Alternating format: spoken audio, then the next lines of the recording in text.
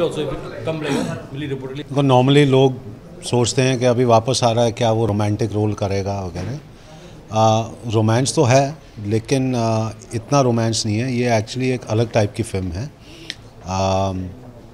Army background का है, officers हैं जिनको कोर्ट मार्शल किया जाता है एक हादसे के बाद, और कैसे वो फिर भी देश के लिए और आने वाली पीढ़ी, आने वाले जनरेशन के लिए कुछ ना कुछ करना चाहते हैं, क्योंकि उनकी ज़िंदगी वही रही है कि क्या करेंगे वो।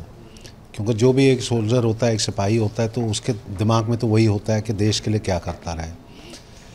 तो उस सोचधारी के साथ, समझदारी के साथ नवीन जी ने, वीरेंद्र भाई ने, नवीन जी की स्टोरी है, वीरेंद्र भाई ने स्क्रीन प्ले किया हुआ है, तो उस सोचधारी के साथ इन लोगों ने बनाया हुआ है। इसमें मेरा किरदार एक स्नाइपर का है कि छुप करके लोगों को गोलियां मारता है, आतंकवादियों को गोली मारता है। तो लव इंटरेस्ट भी है, तो जाहिर है कि मेरी फ़िल्मों में कुछ अच्छे गाने होते रहे हैं, तो आज ऑडियो लॉन्च है उसके लिए। ये फ़िल्म ग्रेट इंडिया एंटरटेनमेंट इसलिए प्रोड्यूस कर रही है क्योंकि ऑस्ट्रेलिया के आने के बाद ऑब्वियसली मैं एक्टिंग ही करना चाहता हूँ, और कुछ ऑफ़र्स आए हैं तो मैं कुछ फ़िल्में कर रहा हूँ। लेकिन मैं समझता हूँ कि कुछ ऐसी फ़िल्में होती हैं, कुछ ऐसे प्रोडक्शंस होती हैं जिसको हमें करना चाहिए। मतलब अगर मैं अपने हाथों में लूँ या मेरा प्रोडक्शन अपने हाथों में ले, तो फुल जस्टिफिकेशन की तरह जिस विजन से हमने सोचा है इस फिल्म को बनाने के लिए, तो हम उस तरीके से इसको प्रेजेंट करें। नॉर्मली लोग सोचते हैं कि फ़िल्म ऐसे कंप्लीट करके ऐसे रिलीज़ करें वगैरह। हम लोग ऐसे नहीं सोचते हैं, क्योंकि आज पूरा माहौल चेंज हो गया है, इंडस्ट्री चेंज हो गई है, म्यूज़िक को अप्रिशिएट करने में टाइम लगता है। तो और हम सोचते हैं कि हमारी म्यूज़िक काफ़ी अच्छी है, एक अलग टाइप की म्यूज़िक है, जो नॉर्मल तरीके से म्यूज़िक बनती रह रही है आजकल के तरीके से, वो नहीं है। तो हम चाहते हैं कि म्यूज़िक को काफ़ी समय मिले लोगों को अप्रिशिएट करने के लिए। मानिक हमारे music directors done a very good job. जो हमने रिक्वेस्ट किया था कि इस तरीके से करने के लिए, he is come up much more than that. हमारे सिंगर्स जो हैं मार्केट के सिंगर्स हैं, शान से लेके कैलाश खेर से लेके पैमला से लेके everybody who sang has done a fantastic job।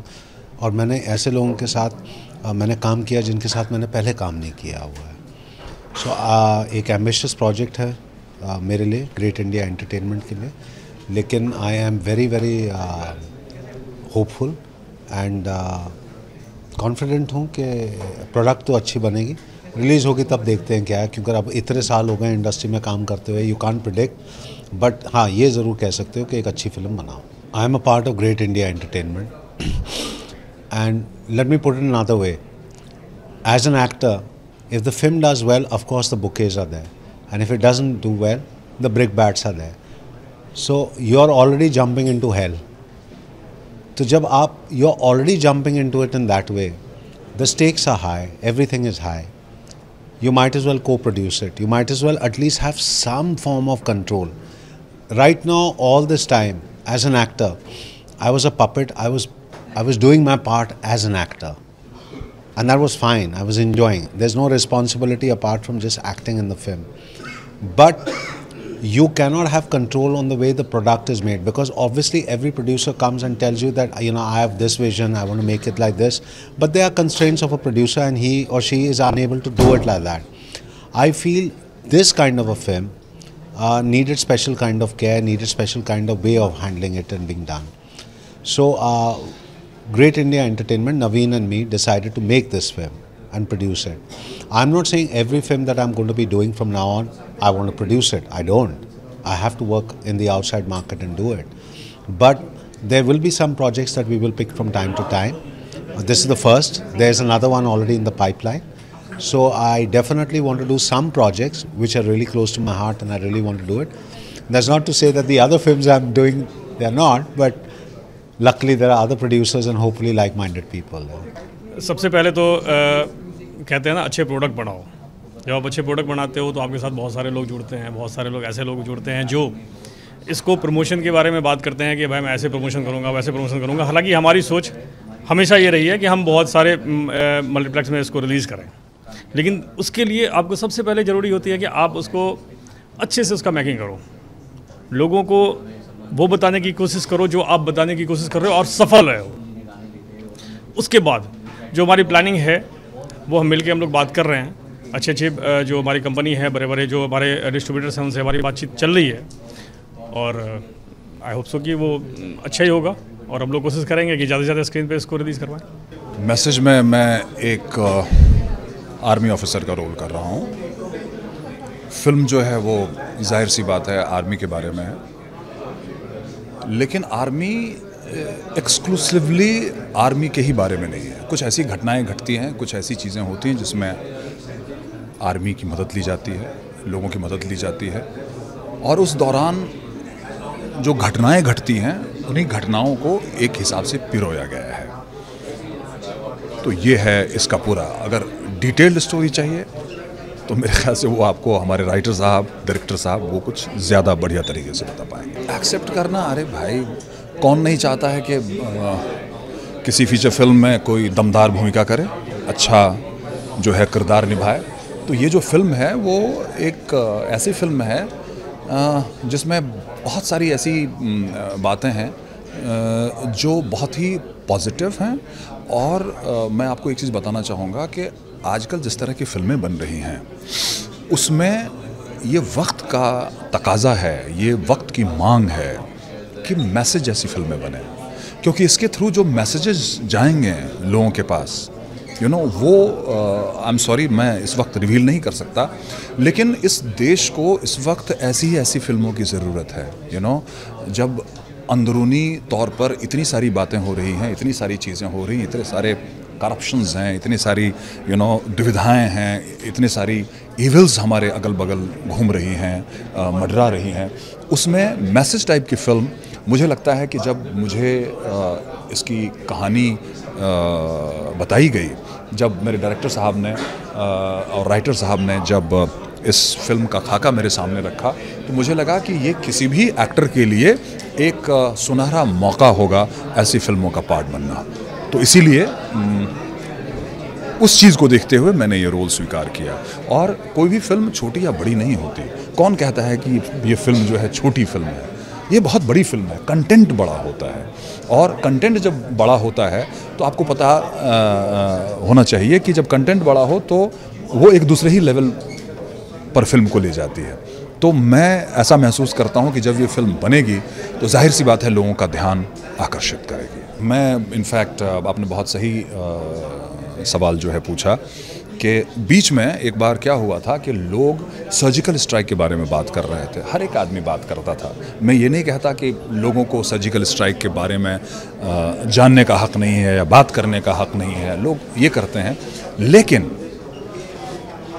जो सरकार इस चीज़ का निर्वाह कर रही है, ये उत्तरदायित्व का निर्वाह कर रही है, उस पर थोड़ा सा भरोसा रख करके मैंने उस वक्त भी लोगों से कहा था कि उन लोगों को जिन्हें आर्मी में रह करके क्या दर्द होता है, आर्मी ऑफिसर के साथ जब किसी के घर का कोई सैनिक मरता है, घायल होता है, या कोई इस तरह की जब दुर्घटना होती है, तो घर वालों पर क्या बीतती है वो सिर्फ घर वाले ही जानते हैं। उनसे जो अगल बगल लोग जो एसोसिएटेड हैं, जो रिलेटेड लोग हैं, वही जानते हैं। और मैं इस बात के लिए अपने आप को बहुत ही लकी मानता हूं कि मेरे बड़े भाई आर्मी के लिए काम करते थे, और 1971 के वॉर में मेरे भाई ने पार्टिसिपेट किया था। ठीक है, तो मैं आर्मी की चीज़ों को लेकर के वाकई बहुत ही क्लोज फील करता हूँ, बहुत ही नज़दीक फील करता हूँ, उससे जुड़ा हुआ महसूस करता हूँ। और आर्मी से जुड़ी हुई अगर कोई भी एक्टिविटी होती है, कोई भी बात होती है, तो मेरे लिए बड़ा ही फ़ख्र सा मुझे महसूस होता है जब उसमें मैं पार्टिसिपेट करता हूँ। तो ये फ़िल्म समझिए कि वैसी ही एक फ़िल्म है। जैसे ही आर्मी की बात हुई, मैंने और कुछ नहीं देखा, कुछ नहीं जाना, मैंने कहा कि ये फ़िल्म मुझे करनी है। हाँ बिल्कुल देखी है मैंने, बहुत अच्छी लगी मुझे फिल्म भाई, जिसमें इतने सारे लोग जब फिल्म को अप्रिशिएट कर रहे हैं तो जाहिर सी बात है कुछ न कुछ तो बात उसमें होगी। और राजमौली जो हैं, SS राजमौली साहब, उनके साथ मैं पहले भी 2 फिल्म में कर चुका हूँ। 2005 में एक फ़िल्म आई थी जिसका नाम था छत्रपति का मेन विलन था मैं। ठीक है, लोग आज भी मुझे वहाँ पर बाजीराव के नाम से जानते हैं। दूसरी फिल्म मैंने की थी यमदोंगा, SS राजमौली के ही साथ। बाद में चूँकि जब यहाँ चीज़ें शुरू हो गई मेरे लिए, बहुत कुछ ऐसे प्रोजेक्ट्स थे जिससे मैं उस वक्त निकल नहीं सकता था, तो नहीं कर सका।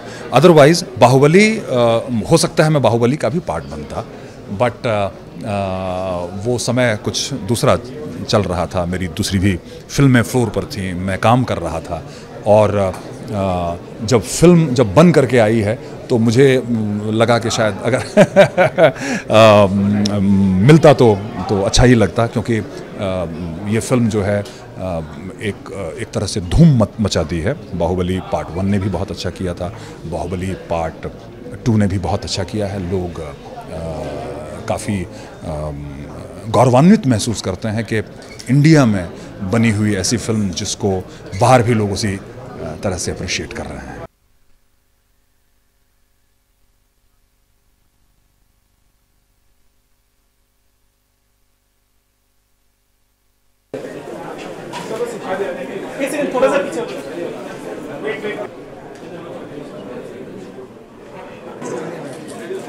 चलो खाना शुरू हो गया।